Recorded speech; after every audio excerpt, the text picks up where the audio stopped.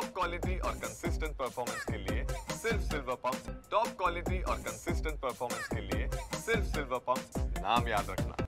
सर्वत्र योग दिन साजरा करण्यात येत आहे। वर्ध्यामध्ये देखील योग दिनानिमित्त कार्यक्रमाचे आयोजन करण्यात आले। यामध्ये राज्यमंत्री पंकज भोयर यांनी देखील सहभाग नोंदविला आहे। काय सांगाल आज योग दिन साजरा करण्यात आला? आपण सर्वजण जाणतो की आपल्या भारत देशाची प्राचीन संस्कृती असलेला योग हा संपूर्ण जगानं त्या ठिकाणी स्वीकार केलेला आहे आणि म्हणूनच आपल्या देशाचे पंतप्रधान सन्माननीय नरेंद्रजी मोदी यांनी 21 जून हा आंतरराष्ट्रीय योग दिवस म्हणून घोषित केलेला आहे। त्यानिमित्त संपूर्ण देशासोबतच आज आमच्या वर्धेत देखील ह्या योग दिनाचं आयोजन करण्यात आलं।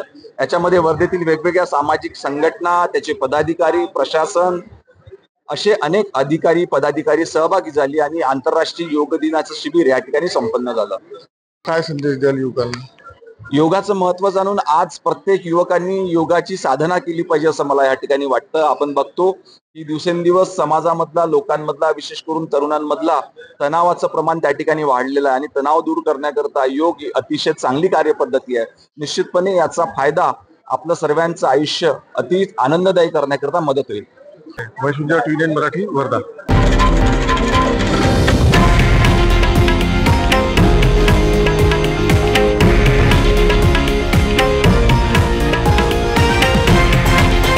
हे आहे देशातील नंबर 1 न्यूज नेटवर्क आणि आपण पाहत आहात TV9 मराठी, एकमेव।